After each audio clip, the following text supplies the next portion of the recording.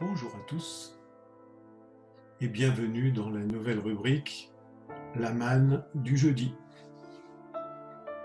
En ces temps particuliers, il est important de se soucier les uns des autres, de se soucier de nous-mêmes et de nous préparer pour l'après-confinement.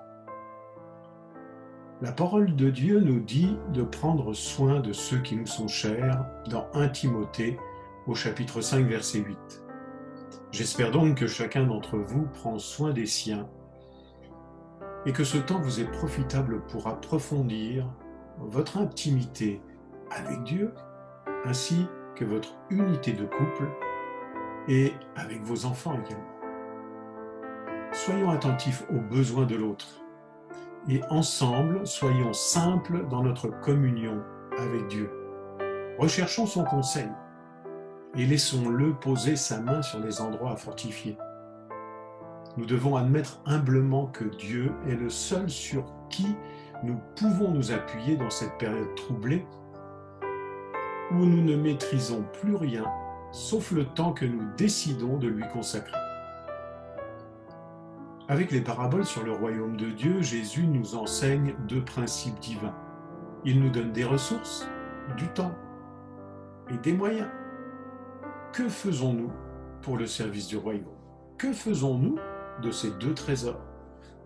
Utilisons le temps que nous avons pour nous perfectionner.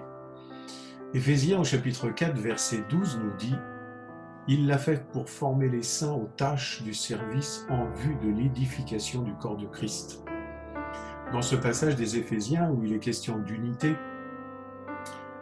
unité qui se construit grâce à la diversité des ministères, l'apôtre indique que le but final est le perfectionnement des saints.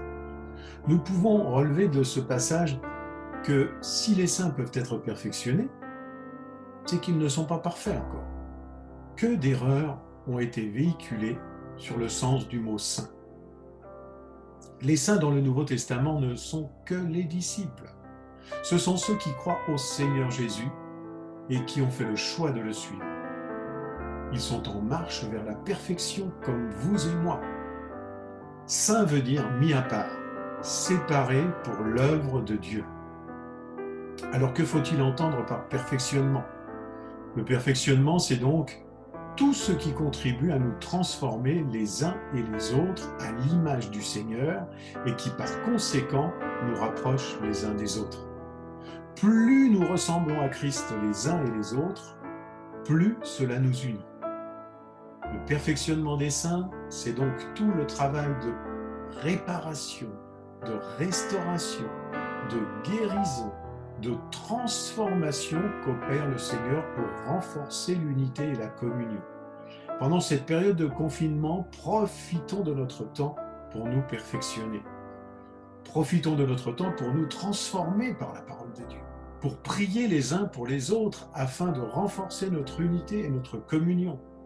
Tout cela pour être prêt au temps voulu, prêt à redonner tout ce que nous aurons appris sur nous-mêmes et sur la parole.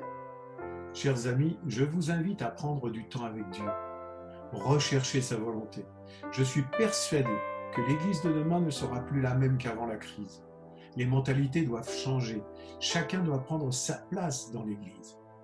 Le service de l'Église et dans l'Église devra être dirigé par le Saint-Esprit et non pas par des programmes, par des stratégies humaines. Dieu ne veut pas lever une dénomination, Dieu ne veut pas lever une église, Dieu ne veut pas lever un mouvement, mais il veut lever dans l'unité des hommes et des femmes décidés à le servir en appliquant ses principes à lui.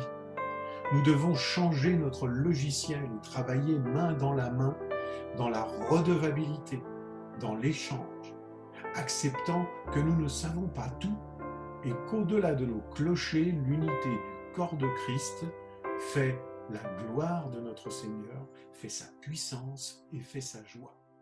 À bientôt. Me voici.